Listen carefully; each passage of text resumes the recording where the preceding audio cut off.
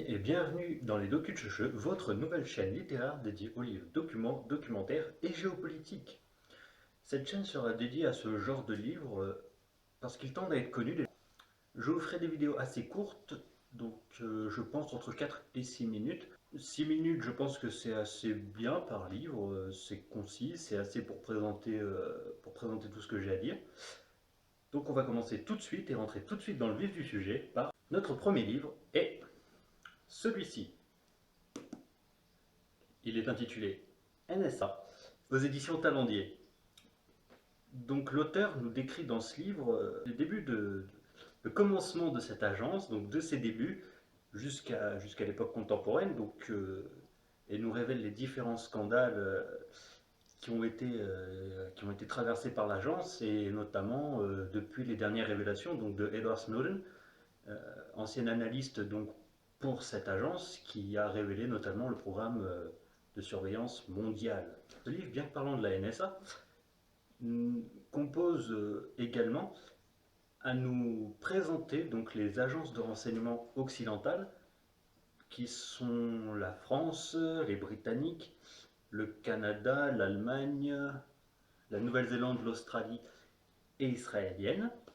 Donc, et comment ces agences interagissent donc entre elles, soit par le renseignement, soit par les actions. Mon sens est composé de deux parties. Donc vous avez une partie que je qualifierais d'utile, composant les 382 pages manuscrites, donc purement rédactionnelles, donc qui compose le livre avec ses chapitres et toutes les parties inhérentes au livre.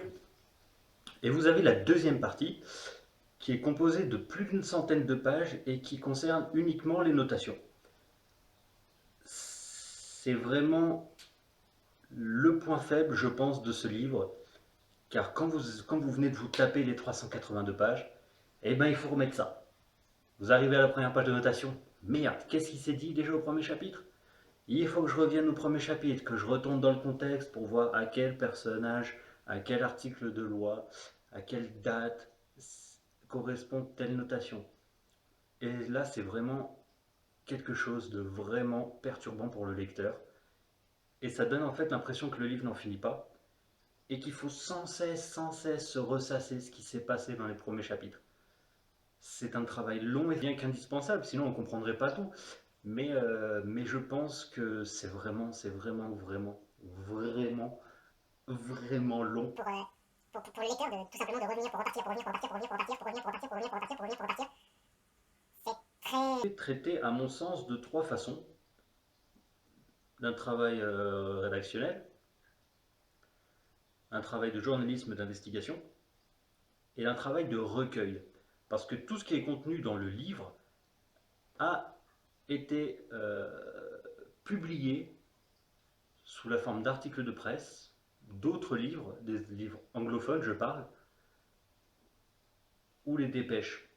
Donc c'est là en fait le travail qui a été fait, qui a dû demander une certaine patience et qui est vraiment d'une rédaction quasi recherche, qui ont été entreprises pour ensuite être transcrites dans le livre, ont vraiment été bien faites.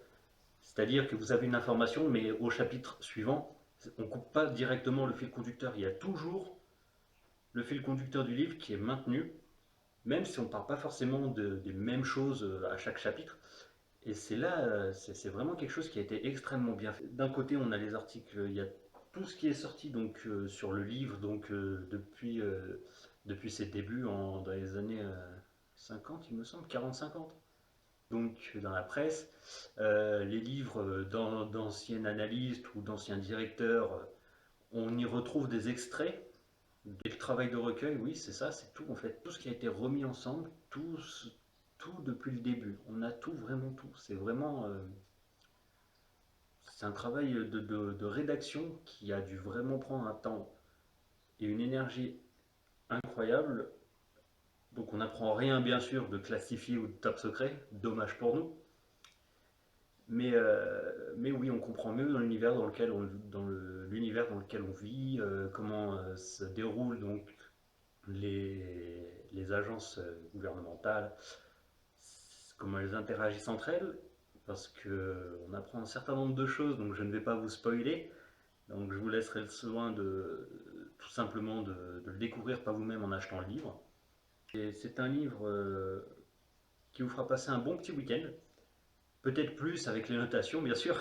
Mais sinon, c'est un livre agréable, c'est un livre très agréable à lire, qui amène une réflexion aussi, qui c'est pas juste un livre que vous lisez, puis après que vous rangez dans votre étagère, que vous ressortez de temps en temps, ou que vous pouvez prêter. Enfin, vous pouvez le prêter, bien sûr, ça n'engage que vous, mais il amène vraiment un travail de réflexion en fait sur ce que sont ces agences, ce qu'elles font, comment elles agissent et comment elles impactent la vie des citoyens qui posent un problème de conscience, car on peut être pour ou contre, mais en tout cas, ce livre ne peut que faire avancer le débat sur comment sont devenues ces agences, comment ont été votés les articles de loi, par quels moyens, sous quelle forme, par quelle pression politique ou autre. Je lui donnerai un 14 sur 20 parce que parce qu'elle travaille tout simplement exceptionnel pour tout ce qu'a rencontré l'auteur, tout ce que l'auteur a. Donc voilà, c'est tout les amis. J'espère que cette première vidéo vous a plu. Si c'est le cas, n'hésitez pas à vous abonner, à lâcher un petit commentaire et un petit pouce bleu, ça me fera très plaisir. Laissez en commentaire ce que vous avez pensé du livre, si vous l'avez lu. Et aussi, n'hésitez pas à me donner votre avis dans les commentaires sur ce que sont les services de renseignement pour vous, ce qu'elles nous apportent, les contraintes, comment elles peuvent évoluer. Allez les amis, je vous dis à la semaine prochaine pour un nouveau livre. Ciao!